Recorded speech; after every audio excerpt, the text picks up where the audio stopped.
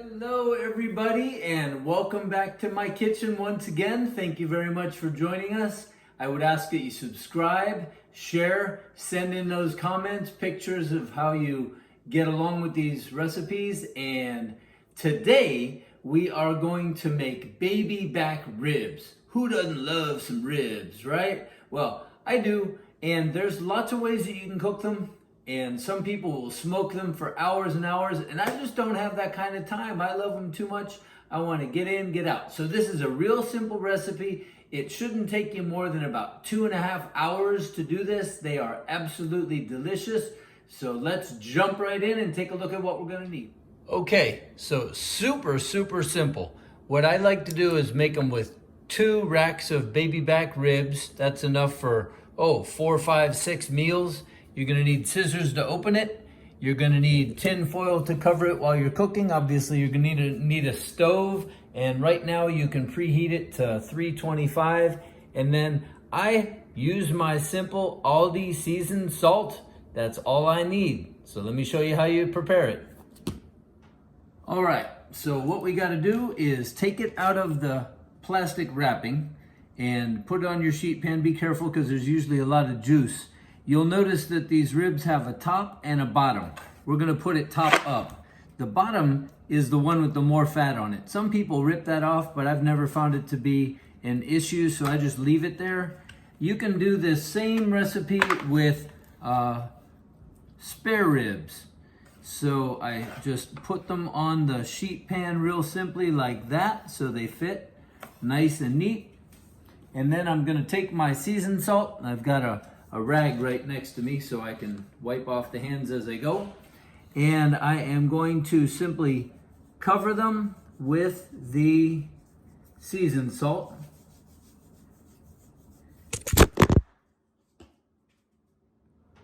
All right, so what we got to do is take it out of the plastic wrapping and put it on your sheet pan. Be careful because there's usually a lot of juice.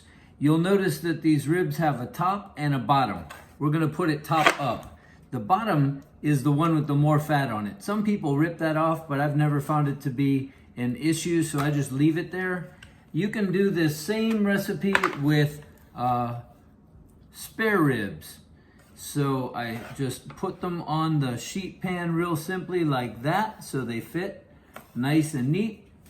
And then I'm gonna take my seasoned salt. I've got a rag right next to me so I can wipe off the hands as I go.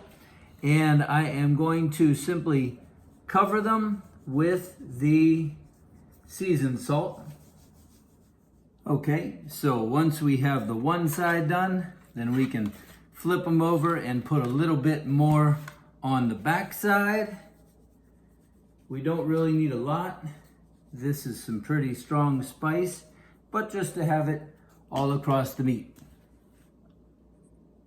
And then flip them top side up again. Okay, then once we've got them top side up again, I'm gonna take tin foil and I'm simply going to wrap 2 pieces, each across half of the sheet pan so that it's entirely closed, and I wrap it around the lip there so it's nice and tight. And we should have preheated the oven while we're doing this to 325. And now we are going to just put it directly in the oven. So I put it on the top rack, all covered like I just showed you. And I usually preheat my oven on broil because it goes faster.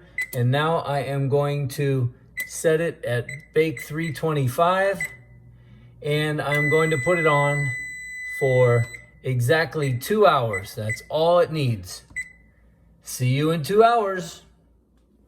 Okay, so 2 hours have passed, and now we are going to very carefully take that out. Okay, so the ribs are really done, and there's a few things that we can do from here. First, we want to take this off. And there's always a lot of juice. Save your tin foil to be able to wrap up the extras. And as always, we want to dump the juice into one of our jars. And so when you pull it out of the oven, you want to be very careful to keep it level because it always puts out a lot of juice.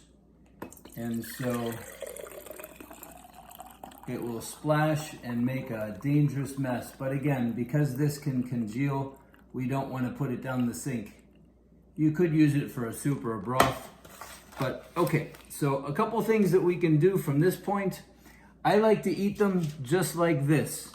And I will cut them apart and eat them just as they are. But you could also buy a barbecue sauce and simply take a brush and paint it on the top so that they're slathered in the barbecue sauce, and then put them under the broiler for just a few minutes until they get crispy, and you'll see them crystallize on top. I don't do that because I prefer not to eat the sugar.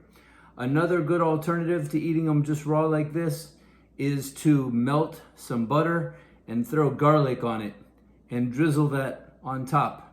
But the ribs are cooked completely. They are ready to eat. And the way that I cut them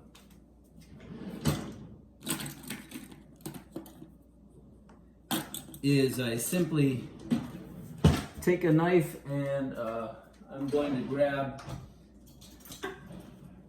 tongs, and I find it easiest to pick them up and cut them standing up, basically on their side like this, and I can go in between and just follow along. A little tricky here, but follow along the bones and slice them apart so that everybody gets a rib with some meat.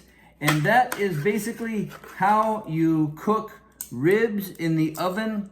It doesn't have to take hours and hours and hours, and you will really enjoy these. So give that a try and check back for more great recipes, and enjoy your ribs.